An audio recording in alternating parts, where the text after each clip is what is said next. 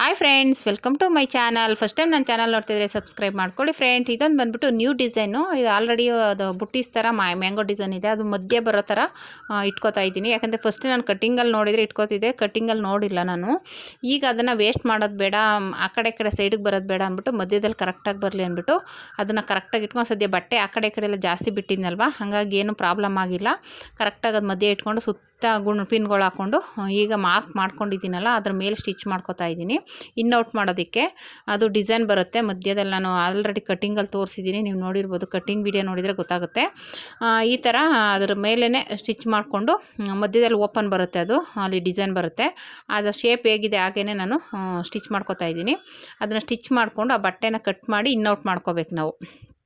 ಆ ರೀತಿ ಇನ್ಔಟ್ ಮಾಡ್ಕೊಂಡಾಗ ಅಲ್ಲಿ ನಮಗೆ ಓಪನ್ ಬರುತ್ತೆ, ಮತ್ತು ಅಲ್ಲಿ ಡಿಸೈನ್ ಮಾಡ್ಕೋಬೇಕಾಗುತ್ತೆ.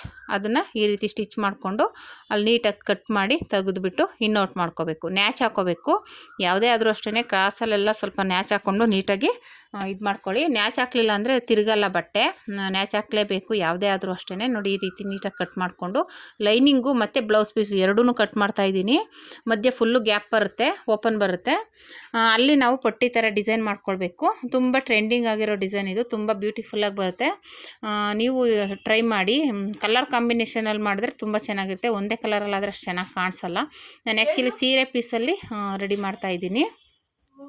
ಸೀರೆ ಪೀಸಲ್ಲಿ ಕಟ್ ಮಾಡ್ಕೊಂಡಿದ್ದೀನಿ ಸ್ವಲ್ಪ. ಅದರಲ್ಲಿ ಪೈಪಿಂಗು ಮತ್ತು ಪಟ್ಟಿ ಥರ ಕೊಡೋದಕ್ಕೆ ತೊಗೊಂಡಿದ್ದೀನಿ. ಈ ರೀತಿ ಇನ್ಔಟ್ ಮಾಡಿಕೊಂಡ್ರೆ ಹಿಂಗೆ ರೆಡಿ ಆಗುತ್ತೆ. ಇದಕ್ಕೆ ನ್ಯಾಚ್ ಹಾಕ್ಕೊಂಡು ಉಲ್ಟಾ ತಿರುಗಿಸ್ಕೋಬೇಕು. ಅದು ತಿರುಗಿಸ್ಕೊಂಡಾದಮೇಲೆ ಅದು ಇನ್ನೂ ಒಂದು ಶೇಪ್ ಬರುತ್ತೆ, ನೀಟಾಗಿ ರೌಂಡ್ ಶೇಪ್ ಬರುತ್ತೆ. ಅಲ್ಲಿ ನಾವು ಪೈಪಿಂಗ್ ಕೊಡಬೇಕು. ಕಲರ್ ಕಾಂಬಿನೇಷನ್ ಥರ ಕೊಟ್ಟರೆ ಚೆನ್ನಾಗಿರುತ್ತೆ ಅಂತ ನಾನು ಪೈಪಿಂಗ್ ಕೊಡ್ತಾಯಿದ್ದೀನಿ. ಇಲ್ಲ ಅಂದರೆ ಬೇಕು ಅಂದರೆ ಹಾಗೆ ಲೇಸು ಕೊಡ್ಬೋದು. ಅಕಸ್ಮಾತ್ ನೀವು ಪೈಪಿಂಗ್ ಬೇಡ ಅಂದರೆ ಅದಕ್ಕೆ ಮ್ಯಾಚಿಂಗಾಗಿ ಲೇಸ್ ಕೊಟ್ಕೋಬೋದು. ಇಲ್ಲ ಅಂದರೆ ಮಾಮೂಲಿ ಪಟ್ಟಿ ಕೊಟ್ಟರು ಸಾಕು. ಪೈಪಿಂಗು ಬೇಡ, ನಮಗೆ ಲೇಸು ಬೇಡ ಅಂದರೆ ಬರೀ ಪಟ್ಟಿ ಕೊಟ್ಕೊಂಡ್ರೂ ಚೆನ್ನಾಗಿರುತ್ತೆ. ಯಾವ ಥರನಾದರೂ ಮಾಡ್ಕೋಬೋದು, ಅದು ನಿಮಗೆ ಆಪ್ಷನ್. ಯಾವ ಥರ ನಿಮಗೆ ಚೆನ್ನಾಗಿ ಕಾಣಿಸ್ಬೇಕು ಅಂತ ರೆಡಿ ಮಾಡ್ಕೋತೀರೋ ಆ ಥರದಲ್ಲಿ ಹೋಗುತ್ತೆ. ನಾನು ಇದಕ್ಕೆ ಲೇಸ್ ಕಿಸ್ ಕೊಟ್ಟಿಲ್ಲ, ಪೈಪಿಂಗೆ ಕೊಡೋಣ ಸೀರೆ ಅದರಲ್ಲಿ ಮ್ಯಾಚಿಂಗ್ ಆಗಿ ಅಂದ್ಬಿಟ್ಟು ಸೀರೆಯಲ್ಲೇ ಸ್ವಲ್ಪ ಫೀಟ್ ಕಟ್ ಮಾಡ್ಕೊಂಡಿದ್ದೀನಿ. ಅದನ್ನೇ ಕೊಡೋಣ ಅಂತ. ಮತ್ತು ಪಟ್ಟಿಗೂ ಅಷ್ಟೇ ಸೀರೆ ಕಲರೇ ತೊಗೊಂಡಿದ್ದೀನಿ. ಈ ರೀತಿ ನೀಟಾಗಿ ಪಾಯಿಂಟ್ ಹೊಲಿಗೆ ಹಾಕೋಬೇಕು, ಅದು ನೀಟಾಗಿ ಕುತ್ಕೋಬೇಕು. ನಾನು ಇನ್ಔಟ್ ಮಾಡ್ಬಿಟ್ಟು ಪೈಪಿಂಗ್ ಕೊಡ್ತೀನಿ. ಇನ್ಔಟ್ ಮಾಡೋದ್ರಿಂದ ನೀವು ಪೈಪಿಂಗ್ ಆದರೂ ಕೊಡ್ಬೋದು, ಲೇಸ್ ಆದರೂ ಕೊಡ್ಬೋದು. ಇಲ್ಲ ಹಾಗೇನೂ ಇದ್ರೂ ಏನೂ ತೊಂದರೆ ಇಲ್ಲ. ಹಾಗೇನೆ ಬೇಕಾದ್ರೆ ಪಟ್ಟಿಗಳನ್ನ ಕೊಟ್ಬಿಟ್ಟು ಸ್ಟಿಚ್ ಮಾಡಿಬಿಟ್ರು ನೀಟಾಗಿರುತ್ತೆ, ಏನು ತೊಂದರೆ ಏನಿಲ್ಲ. ಹಾಗೂ ಚೆನ್ನಾಗೇ ಕಾಣಿಸುತ್ತೆ. ಜಾಸ್ತಿ ಗ್ರ್ಯಾಂಡಾಗೆಲ್ಲ ಬೇಕು ಅನ್ನೋದಾದರೆ ಪೈಪಿಂಗೆಲ್ಲ ಕೊಟ್ಟು ಸ್ಟಿಚ್ ಮಾಡಿ, ಇಲ್ಲ ಲೇಸು ಕೊಡ್ಬೋದು. ಪೈಪಿಂಗು ಕೊಟ್ಟು ಲೇಸು ಕೊಟ್ಟು ಸ್ಟಿಚ್ ಮಾಡ್ಕೋಬೋದು. ಗ್ರ್ಯಾಂಡಾಗಿ ಹೆವಿಯಾಗಿ ಬೇಕು ಅಂದರೆ, ಸಿಂಪಲಾಗಿ ಬೇಕು ಅಂದರೆ ನೀವು ಹಾಗೇ ಸ್ಟಿಚ್ ಮಾಡ್ಕೋಬೋದು, ತೊಂದರೆ ಏನಿಲ್ಲ. ಬರೀ ಪಟ್ಟಿ ಕೊಟ್ಬಿಟ್ಟು ಮಾಡ್ಕೋಬೋದು. ಇಲ್ಲ ನಾನು ಹೇಳ್ದಾಗೆ ಲೇಸ್ ಕೊಡ್ಬೋದು, ಇಲ್ಲ ಪೈಪಿಂಗ್ ಕೊಡ್ಬೋದು. ಅದು ನಿಮ್ಮ ಚಾಯ್ಸ್, ನಿಮ್ಗೆ ಹೆಂಗೆ ಇಷ್ಟ ಆಗುತ್ತೆ ಆ ರೀತಿ ರೆಡಿ ಮಾಡ್ಕೋಬೋದು. ನಾನಿವಾಗ ಇದನ್ನು ಇನ್ಔಟ್ ಮಾಡಿ ನೀಟಾಗಿ ಸ್ಟಿಚ್ ಮಾಡ್ಕೋತಾ ಇದ್ದೀನಿ. ಅದು ಕ್ರಾಸಾಗಿ ಬಂದಿರೋದ್ರಿಂದ ನೀಟಾಗಿ ಅದು ಎಲ್ಲಿವರೆಗೂ ಸ್ಟಾರ್ಟ್ ಮಾಡೋದು ಅಲ್ಲಿವರೆಗೂ ಎಂಡಾಗಿ ಸ್ಟಿಚ್ ಮಾಡ್ಕೋಬೇಕು ನೀಟಾಗಿ. ಸ್ಟಿಚ್ ಮಾಡ್ಕೊಂಡಾದ್ಮೇಲೆ ನಾನು ಹೇಳ್ದಾಗೆ ಸುತ್ತ ಸ್ಟಿಚ್ ಹಾಕ್ಕೊಂಡು ರೆಡಿ ಮಾಡಿಕೊಂಡ್ರೆ ಈ ರೀತಿ ಆಗುತ್ತೆ.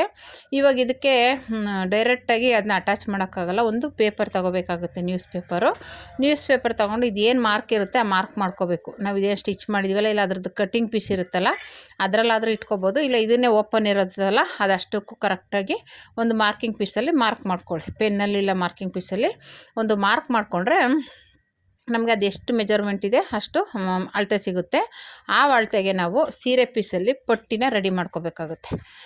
ಎಷ್ಟೆಷ್ಟು ಉದ್ದ ಬೇಕು ಅದ್ರ ಉದ್ದ ಅಗಲ ನೋಡ್ಕೋಬೇಕು. ಅದು ಬೇಕು ಅಂದರೆ ಜಾಸ್ತಿ ಹತ್ತತ್ರನೂ ಕೊಡ್ಬೋದು, ಇಲ್ಲ ಸ್ವಲ್ಪ ಗ್ಯಾಪ್ ಕೊಟ್ಟು ಕೊಡ್ಬೋದು. ನಾನು ಸ್ವಲ್ಪ ಗ್ಯಾಪ್ ಕೊಟ್ಟಿದ್ದೀನಿ, ಯಾಕಂದರೆ ಡಿಸೈನ್ ಕಾಣಿಸ್ಬೇಕಲ್ಲ.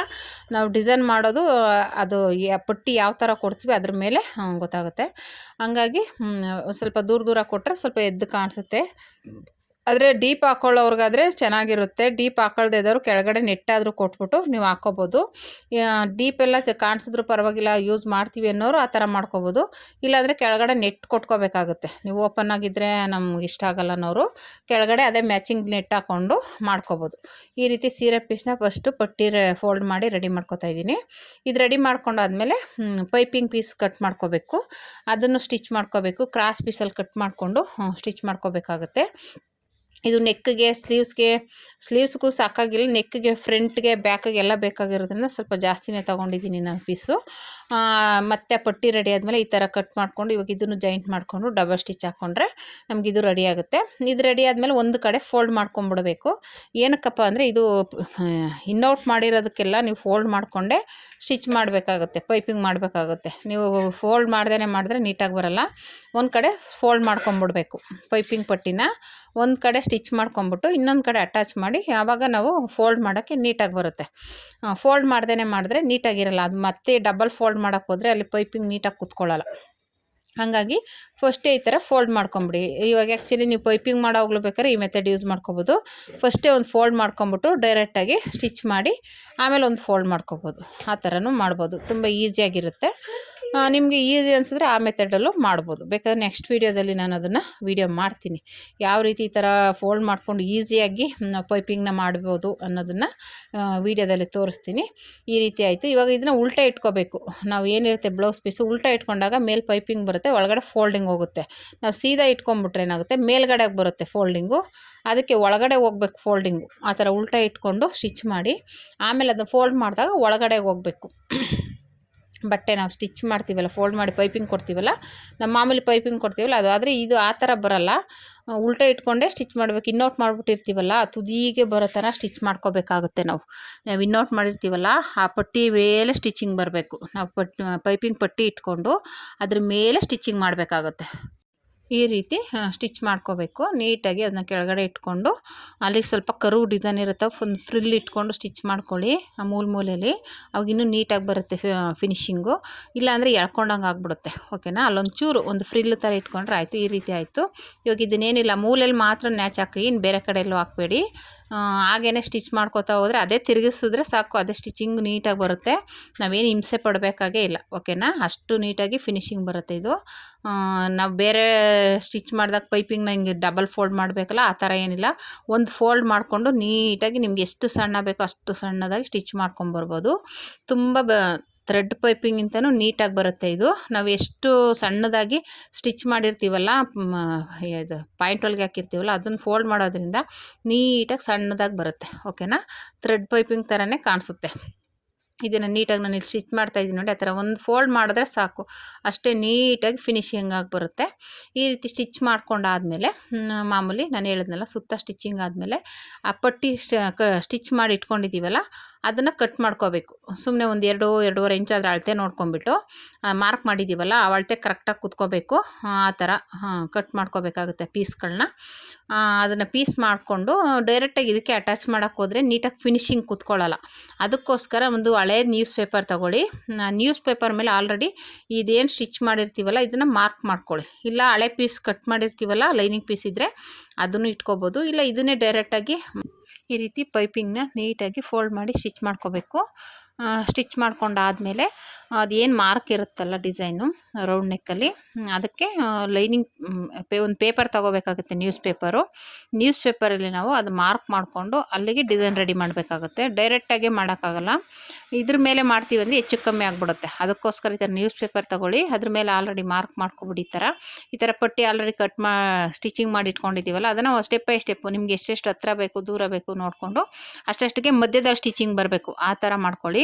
ಆ ಕಡೆ ಈ ಕಡೆ ಸ್ಟಿಚಿಂಗ್ ಬರಬಾರ್ದು. ಫಸ್ಟ್ಗೆ ಮಧ್ಯದಲ್ಲಿ ಸ್ಟಿಚ್ ಮಾಡಿಕೊಂಡು ಸ್ಟೆಪ್ ಬೈ ಸ್ಟೆಪ್ ಎಲ್ಲನೂ ನೀಟಾಗಿ ಇಟ್ಕೊಂಡು ರೌಂಡ್ ನೆಕ್ಕಲ್ಲಿ ಮಾಡ್ಕೊಳ್ಳಿ. ಮತ್ತು ಅದ್ರ ಮೇಲೆ ಇನ್ನೂ ಒಂದು ಡಬಲ್ ಸ್ಟಿಚ್ ಹಾಕ್ಬಿಡಿ. ಸ್ಟಿಚಿಂಗ್ ಓಪನ್ ಆಗಬಾರ್ದು. ಆ ಥರ ಇನ್ನೂ ಒಂದು ಸ್ಟಿಚಿಂಗ್ ಹಾಕ್ಕೊಂಡಾದ್ಮೇಲೆ ಅದನ್ನು ಒಂದು ಕಡೆ ಒಂದು ಫೋಲ್ಡ್ ಮಾಡಬೇಕು, ಒಂದು ಬಿಡಬೇಕು, ಇನ್ನೊಂದು ಪಟ್ಟಿ ಫೋಲ್ಡ್ ಮಾಡಬೇಕು, ಒಂದು ಪಟ್ಟಿ ಬಿಡಬೇಕು, ಇನ್ನೊಂದು ಪಟ್ಟಿ ಫೋಲ್ಡ್ ಮಾಡಬೇಕು. ಆ ರೀತಿ ಒಂದು ಕಡೆ ಒಂದು ಸ್ಟೆಪ್ಪು ಆ ಥರ ಮಾಡ್ಕೋಬೇಕು. ಮತ್ತು ಇನ್ನೊಂದು ಕಡೆ ಇನ್ನೊಂದು ಸ್ಟೆಪ್ಪು ಅದೇ ಥರ ಬಿಟ್ಟಿರ್ತೀವಲ್ಲ ಅದನ್ನು ಫೋಲ್ಡ್ ಮಾಡ್ಕೋಬೇಕು. ನೋಡಿ ಇಲ್ಲಿ ಮಾಡ್ತಾಯಿದ್ದೀನಲ್ಲ, ಒಂದು ಫೋಲ್ಡ್ ಮಾಡ್ಕೊಳ್ಳಿ, ಒಂದು ಬಿಟ್ಬಿಡಿ, ಅದು ಇನ್ನೊಂದು ಕಡೆ ಫೋಲ್ಡಿಂಗ್ ಆಗುತ್ತೆ. ಮತ್ತು ಇನ್ನೊಂದು ಪಟ್ಟಿ ಫೋಲ್ಡ್ ಮಾಡಿ, ಇನ್ನೊಂದು ಪಟ್ಟಿ ಬಂದು ಇನ್ನೊಂದು ಕಡೆ ಫೋಲ್ಡ್ ಆಗುತ್ತೆ. ಒಂದು ಸೈಡು 2 ಸೈಡಲ್ಲಿ ಒಂದು ಸೈಡ್ ಫೋಲ್ಡ್ ಮಾಡ್ಕೊಳ್ಳಿ, ಒಂದು ಸೈಡ್ ಇನ್ನೊಂದು ಕಡೆ ಬಿಡಿ. ಈ ರೀತಿ ಮತ್ತು ಇನ್ನೊಂದು ಕಡೆದು ಬಿಟ್ಟಿರ್ತೀವಲ್ಲ ಅದನ್ನು ಆಮೇಲೆ ಫೋಲ್ಡ್ ಮಾಡ್ಕೊಳ್ಳಿ. ಈ ರೀತಿ ಒಂದು ಕಡೆದು 2 ಕಡೆದು ಮಧ್ಯದಲ್ಲಿ ಅದೇ ಡಿಸೈನ್ ಇದರಲ್ಲಿ ತುಂಬ ಹೈಲೈಟ್ ಆಗೋದು. ಈ ರೀತಿ ಸ್ಟಿಚ್ ಮಾಡ್ಕೊಂಡಾದಮೇಲೆ ಸುತ್ತ ಸ್ಟಿಚಿಂಗ್ ಹಾಕೊಂಬಿಡಿ. ಆಮೇಲೆ ಮಧ್ಯದಲ್ಲಿ ಮಾರ್ಕ್ ಮಾಡ್ಕೊಳ್ಳಿ, ಕರೆಕ್ಟಾಗಿ ಮಧ್ಯೆ ಬರೋ ಥರ ಮಾರ್ಕ್ ಮಾಡ್ಕೊಳ್ಳಿ. ಯಾಕೆಂದರೆ ನಾವು ಬ್ಲೌಸ್ ಪೀಸ್ ಕರೆಕ್ಟಾಗಿ ಮಧ್ಯೆ ಇಟ್ಕೋಬೇಕಲ್ಲ, ಅದಕ್ಕೋಸ್ಕರ. ಈ ರೀತಿ ಇನ್ನೊಂದು ಕಡೆ ಈ ಥರ ಫೋಲ್ಡ್ ಮಾಡಿಕೊಂಡು ನೀಟಾಗಿ ಸ್ಟಿಚ್ ಮಾಡ್ಕೊಳ್ಳಿ. ಇಲ್ಲಿ ನಾನು ಫೋಲ್ಡ್ ಮಾಡ್ತಾ ಇದ್ದೀನಲ್ಲ, ಒಂದು ಸೈಡ್ ಆದಮೇಲೆ ಇನ್ನೊಂದು ಕಡೆ ಬಿಟ್ಟಿರ್ತೀವಲ್ಲ ಒಂದೊಂದು ಪಟ್ಟಿನ, ಆ ಪಟ್ಟಿನ ಇನ್ನೊಂದು ಸೈಡ್ ಫೋಲ್ಡ್ ಮಾಡ್ಕೋಬೇಕು. ನೋಡಿ ಫೈನಲಾಗಿ ಈಗ ಬಂತು. ಇದನ್ನು ಕರೆಕ್ಟಾಗಿ ಮಧ್ಯದಲ್ಲಿ ಇಟ್ಕೊಂಡು ಮಾರ್ಕ್ ಮಾಡ್ಕೊಳ್ಳಿ ಮಧ್ಯದಲ್ಲಿ. ಅಂದರೆ ನಾವು ಬ್ಲೌಸ್ನ ಇಟ್ಬಿಟ್ಟು ಸ್ಟಿಚ್ ಮಾಡೋಕ್ಕೆ ಗೊತ್ತಾಗಬೇಕಲ್ಲ, ಅದಕ್ಕೆ. ಇವಾಗ ಅದರಲ್ಲೂ ಮಧ್ಯೆ ಮಾರ್ಕ್ ಮಾಡಿರ್ತೀವಲ್ಲ, ಹಿಂಗೆ ಮಧ್ಯದಲ್ಲಿ ಇಟ್ಕೊಂಡು ಗುಂಡು ಪಿನ್ ಹಾಕ್ಕೊಳ್ಳಿ. ಸುತ್ತ ಗುಂಡು ಪಿನ್ ಹಾಕ್ಕೊಂಡು ಅದು ಹೇಗೆ ಡಿಸೈನ್ ಇದೆ ಅದ್ರ ಮೇಲೆ ನೀಟಾಗಿ ರೌಂಡ್ ಶೇಪಲ್ಲಿ ಸ್ಟಿಚ್ ಮಾಡಿ. ಅದು ಏನು ಶೇಪಲ್ಲಿ ಮಾಡಿದ್ದೀವಲ್ಲ ಆ ಪಟ್ಟಿಗಳು, ಅದ್ರ ಶೇಪಲ್ಲೇ ಎರಡೂ ಕಡೆನೂ ಸ್ಟಿಚ್ ಮಾಡ್ಕೋಬೇಕು ನೀಟಾಗಿ, ನಿಧಾನಕ್ಕೆ. ಎಳೆಯಕ್ಕೆ ಹೋಗಬಾರ್ದು. ಅದು ಹೇಗೆ ನಾವು ಪಿನ್ ಹಾಕಿ ರೆಡಿ ಮಾಡಿದ್ದೀವಲ್ಲ ಅದೇ ಶೇಪಲ್ಲಿ ನಿಧಾನಕ್ಕೆ ಸ್ಟಿಚ್ ಮಾಡಿ. ಆಲ್ರೆಡಿ ಪೈಪಿಂಗ್ ಎಲ್ಲ ಕೊಟ್ಟಿದ್ದೀವಲ್ಲ, ನೀಟಾಗಿ ಬರುತ್ತೆ. ಆ ಕಡೆ ಈ ಕಡೆ ಏನೂ ಆಗೋಲ್ಲ. ಎಳೆಯಕ್ಕೆ ಹೋಗಬಾರ್ದು. ನೀಟಾಗಿ ಅದು ಏನಿದೆ ಹಾಗೆ ಲೂಸ್ ಕೊಟ್ಕೊಂಡು ಸ್ಟಿಚ್ ಮಾಡಿ. ಫಿಟ್ಟಿಂಗ್ ಅದು ಪರ್ಫೆಕ್ಟಾಗಿ ಬರುತ್ತೆ ಅದು ಡಿಸೈನು. ಇದು ಈ ಥರ ಎರಡು ಕಡೆನೂ ಮಾಡಾದಮೇಲೆ ಬೇಕು ಅಂದರೆ ಇನ್ನೊಂದು ಡಬ್ಬ ಸ್ಟಿಚ್ ಹಾಕ್ಕೊಳ್ಳಿ. ಎಕ್ಸ್ಟ್ರಾ ಬಟ್ಟೆ ಏನಾದರೂ ಇದ್ದರೆ ಆ ಕಡೆ ತೆಗೆದುಬಿಟ್ಟು, ಈ ಥರ ಪೇಪರೆಲ್ಲ ತೆಗೆದುಬಿಟ್ಟು ಅಲ್ಲಿ ಬಟ್ಟೆ ಏನಾದರೂ ಎಕ್ಸ್ಟ್ರಾ ಇದ್ದರೆ ತೆಗೆದುಬಿಡಿ. ಆಮೇಲೆ ಮತ್ತೆ ನೆಕ್ ಪಟ್ಟಿ ಇರುತ್ತಲ್ಲ, ಇವಾಗ ಇದು ಡಿಸೈನ್ ಆಯಿತು. ಇವಾಗ ನೆಕ್ಕದಕ್ಕೆ ಪೈಪಿಂಗ್ ಕೊಡಬೇಕು. ಈ ಪೇಪರೆಲ್ಲ ತೆಗೆದುಬಿಟ್ಟಾದಮೇಲೆ ಮಧ್ಯದ ಹಂಗೆ ಬಿಟ್ಟಿದ್ದೀವಲ್ಲ ನೆಕ್ಕದು, ಅದನ್ನು ಕಟ್ ಮಾಡಿಬಿಟ್ಟು ಪೈಪಿಂಗ್ ಕೊಟ್ಕೊಂಬಿಡೋದು. ಅದನ್ನು ಪೈಪಿಂಗು ಸೇಮ್ ಇದೇ ಥರನೇ ಆಲ್ರೆಡಿ ಪೈಪಿಂಗ್ ಪೀಸ್ ರೆಡಿ ಇರುತ್ತಲ್ಲ, ಅದನ್ನು ಹಾಗೆ ಸ್ಟಿಚ್ ಮಾಡಿ ರೆಡಿ ಮಾಡ್ಕೊಳ್ಳೋದು ನೆಕ್ಕಿಗೆ. ನೆಕ್ಕು ರೆಡಿ ಆಗುತ್ತೆ. ಆಮೇಲೆ ರೆಡಿ ಆದಮೇಲೆ ಡಾಟ್ ಇಟ್ಕೊಂಡ್ರೆ ಈ ರೀತಿ ಫೈನಲ್ಲಿ ಲುಕ್ ಬರುತ್ತೆ ನೋಡಿ. ಈ ಥರ ಡಿಸೈನ್ ಬರುತ್ತೆ ನೋಡಿ. ಈ ಥರ ತುಂಬ ಬ್ಯೂಟಿಫುಲ್ ಆಗಿರುತ್ತೆ. ಹಾಕೊಂಡ್ರೆ ಅಂತೂ ತುಂಬ ಚೆನ್ನಾಗಿ ಕಾಣಿಸುತ್ತೆ ನೋಡಿ. ಈ ಥರ ಇದೆ. ಹೇಗಿದೆ ಅಂತ ಕಮೆಂಟ್ ಮಾಡಿ. Thank you for watching friends.